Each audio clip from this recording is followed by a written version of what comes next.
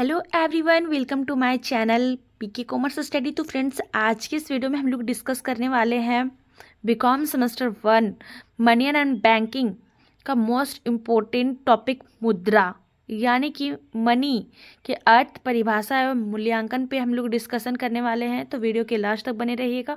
और अगर आप पहली बार हमारे इस चैनल पर विजिट किए तो सबसे पहले आप हमारे इस चैनल को लाइक करें, सब्सक्राइब करें और बेल बटन पर क्लिक करके ऑल पर क्लिक जरूर कर लीजिएगा फ्रेंड्स, ताकि जब भी मैं वीडियो अपलोड करूँगी तो इसका नोटिफिकेशन सबसे पहले आप लोग को मिल जाएगा। तो चलिए वीडियो को मैं आगे बढ़ाती हूँ। जैसा कि फ्रेंड्स, मैं आप लोगों को मनी के बारे में पहले भी बता चुकी हूँ कि मनी क्या होता है, यानी कि वस्तुओं का लेन देन करने का माध्यम के रूप में जिस चीज़ का प्रयोग किया जाता है उसे ही धन कहा जाता है। तो उसी के रूप में निकल कर आता है पैसा। धन का विकास और परिभाषाओं के बारे में हम लोग समझेंगे। तो पैसा वह चीज़ है जिसे आमतौर पर किसी विशेष राष्ट्र या देश के वस्तुओं और सेवाओं के भुगतान और ऋणों और करों आदि के पुनर्भुगतान के लिए एक माध्यम के रूप में स्वीकार किया जाता है, उसे ही पैसा कहा जाता है। और मुद्रा का आविष्कार वस्तु विनिमय प्रणाली के रूप में व्यापार की सुविधाजनक बनाने के लिए किया गया था, लेकिन वस्तुओं और सेवाओं के मूल्यांकन और कीमतों को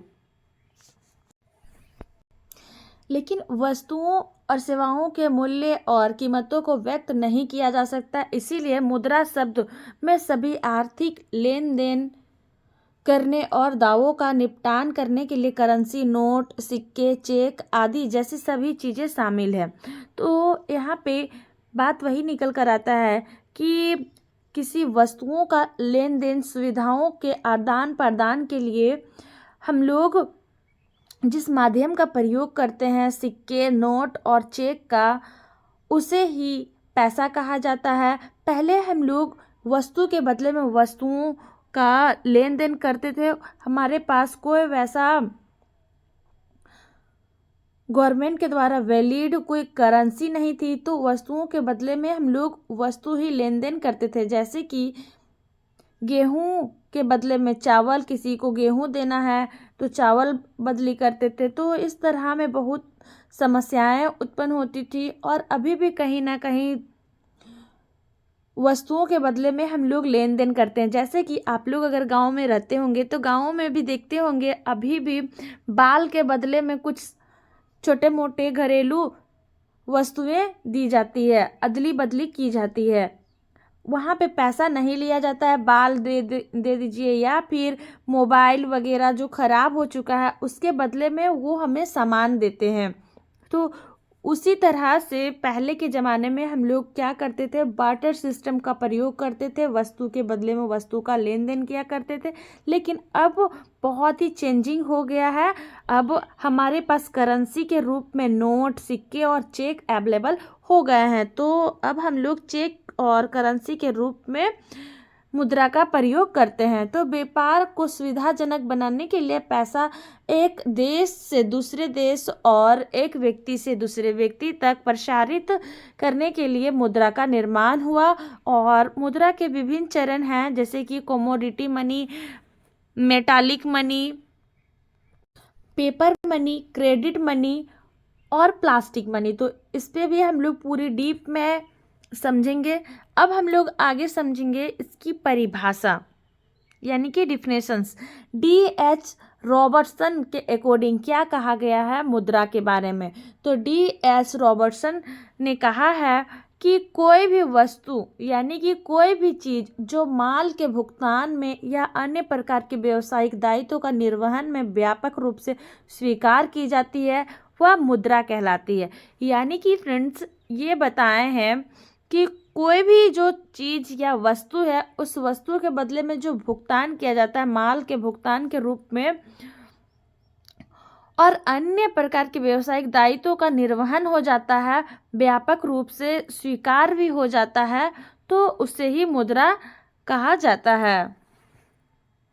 तो आगे अब हम लोग क्या समझेंगे, धन का विकास कैसे हुआ। पैसा विभिन्न चरणों से होकर विकसित हुआ है और चरण जो है वो इस प्रकार से है। तो पहले कोमोडिटी मनी यानी कि प्राचीन व्यापार में किस तरह से मनी का प्रयोग किया जाता था, यानी कि बार्टर सिस्टम के बारे में सबसे पहले यहाँ बताया गया है कि प्राचीन व्यापार या वस्तु विनिमय प्रणाली में कोई भी वस्तु जिसकी मांग या चयन दोनों पक्षों की सहमति से किया जाता था, वह जिसका मूल्य होता था उसे धन के रूप में प्रयोग किया जाता था। उदाहरण के लिए गेहूं, कपड़े, फर, धातु, नमक आदि का उपयोग धन के रूप में किया जाता था। लेकिन कमोडिटी मनी की शुरुआत के बाद सोने या चांदी के सिक्के का इस्तेमाल पैसे के रूप में किया जाने लगा। सोने के सिक्के मूल्यवान थे क्योंकि उसका उपयोग वस्तुओं और सेवाओं के बदले में किया जा सकता था। हालांकि चूंकि सोने का स्वयं मूल्य था और इसके अन्य उपयोग भी थे, कमोडिटी मनी में मुद्रा के अगले चरण को जन्म दिया, यानी कि प्रतिनिधि धन निकल कर आया। यानी कि फ्रेंड्स, पहले होता क्या था, जब वो बार्टर सिस्टम था यानी कि वस्तु विनिमय प्रणाली था, तो उस टाइम सभी व्यक्ति के पास जो वस्तु अवेलेबल करना होता था, यानी कि जिस वस्तु की आवश्यकता होती थी उस व्यक्ति के पास वो वस्तु नहीं होता था। जैसे कि अगर आपको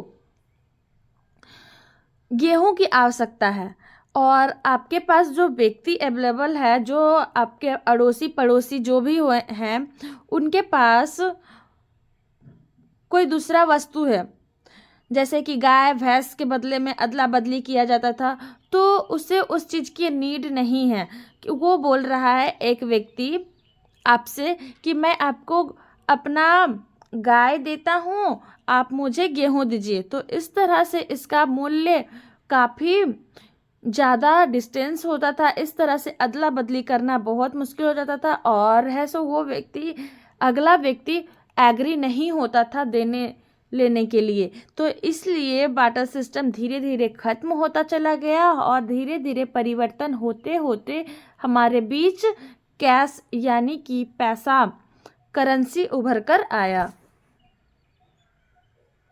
सेकंड में क्या निकल कर आया? धात्विक मुद्रा यानी कि धातु के रूप में। व्यापार की प्रगति के साथ साथ यानी कि व्यापार जितना तेजी से आगे बढ़ने लगा, वैसे वैसे वस्तुओं का लेन देन करना भी बहुत तेजी से बढ़ने लगा। तो वस्तु मुद्रा को धातु मुद्रा में परिवर्तित कर दिया गया, यानी कि जिस तरह से वस्तु का मुद्रा माना जाता था, किसी वस्तु को ही मुद्रा मान लिया जाता था, तो उसको कन्वर्ट करके धातु मुद्रा में बदल दिया गया और चांदी, तांबा, सोना आदि के धातुओं को आमतौर पर प्रयोग किया जाता था क्योंकि इनका उपयोग करना आसान होता है और इनकी मात्रा आसानी से निर्धारित की जा सकती थी।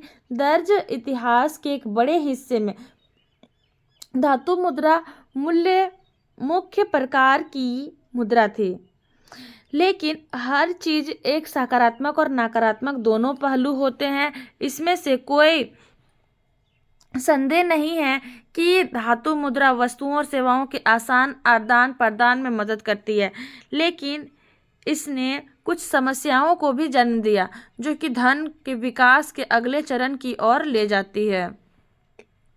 अब थर्ड नंबर पे क्या निकल कर आया? कागजी मुद्रा। कागजी मुद्रा में क्या हुआ? सोने चांदी के सिक्कों की एक जगह से दूसरी जगह ले जाना बहुत कठिन और असुरक्षित था, इसलिए कागजी मुद्रा का आविष्कार किया गया और कागजी मुद्रा का आविष्कार मुद्रा विकास का सबसे महत्वपूर्ण चरण था। इसे भारतीय रिजर्व बैंक के द्वारा नियंत्रित और नियमित किया जाता है वर्तमान समय में भी, और परिदृश्य में मुद्रा नोट या कागजी मुद्रा केंद्रीय बैंक द्वारा जारी किए गए धन के एक बड़े हिस्से पर कब्जा कर लेती है और अधिकांश लेन देन कागजी मुद्रा के मदद से ही किए जाते हैं। और हम लोग भी अभी के इस जनरेशन में वर्तमान समय में हम लोग भी कागजी मुद्रा का ही प्रयोग करते हैं क्योंकि कागजी मुद्रा के माध्यम से लेन देन करना आसान होता है। अब धीरे धीरे अब कैशलेस सिस्टम चल रहा है। अब हम लोग धीरे धीरे फ़ोन पे और गूगल पे पे आ गए हैं और फ़ोन पे गूगल पे के माध्यम से हम लोगों को अब नोट या कोई कागजी मुद्रा की आवश्यकता नहीं होती है। आजकल हम लोग अब फ़ोन पे और गूगल पे के माध्यम से ही अपना लेन देन करना स्टार्ट कर दिए हैं। नेक्स्ट क्या आता है, क्रेडिट मनी। क्रेडिट मनी यानी कि क्रेडिट मनी का आविष्कार कागजी मुद्रा के साथ ही हुआ था। लोग अपनी नकद या बचत का एक हिस्सा बैंक में जमा के रूप में रखते थे और अपनी ज़रूरतों के अनुसार चेक की मदद से निकाल लेते थे। और चेक मनी या फिर बैंक मनी वास्तव में पैसा नहीं है, लेकिन पैसे के समान सभी कार्य होते हैं। वैसे ही जैसे कि मैं आप लोगों को बताई फ्रेंड्स कि जैसे फ़ोन पे गूगल पे वो पैसा नहीं है, लेकिन हम लोग पैसे के समान ही उसका प्रयोग करते हैं। यानी कि जैसे चेक एक स्लिप होता है, उसमें सिर्फ लिख दिया जाता है कि इतना पैसा आपकी निकासी हो जाएगी और उसी के रूप में उसको जमा करने के बाद हमें क्या मिलता है, कैश दिया जाता है बैंक के माध्यम से।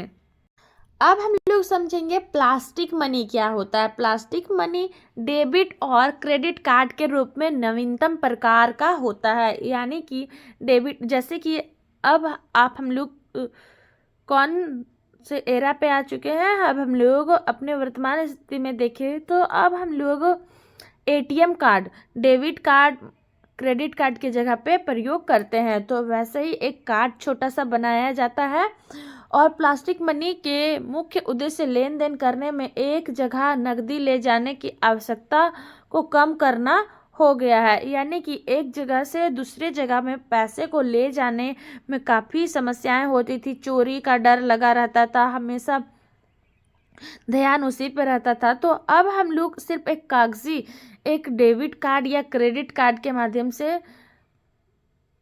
हम लोग आसानी से अपने पैसे को सेव रख सकते हैं और जहाँ पे भी जाएं वहाँ पे हम लोगों को पैसे पूरा इकट्ठा एक प्लास्टिक या बोरी में नहीं लेके जाना पड़ता। सिर्फ एक कार्ड को पर्स में डालो और आराम से कहीं भी कोई भी एटीएम में जाके ईजिली हम लोग पैसे का लेन देन कर लेते हैं। तो वर्तमान में प्लास्टिक मनी का उपयोग बड़े पैमाने पर लोगों द्वारा किया जाता है, जिससे कि लेन देन करने के लिए बड़ी मात्रा में नकदी को ले जाने की जोखिम को कम किया गया है। तो उम्मीद है फ्रेंड्स आप लोग अच्छे से समझे मनी के मीनिंग एंड डिफिनेशंस को और इसके मूल्यांकन को। तो आज के लिए इतना ही। वीडियो पसंद आए तो वीडियो को लाइक करें, सब्सक्राइब करें, अपने फ्रेंड्स के साथ भी शेयर जरूर करें। Thank you.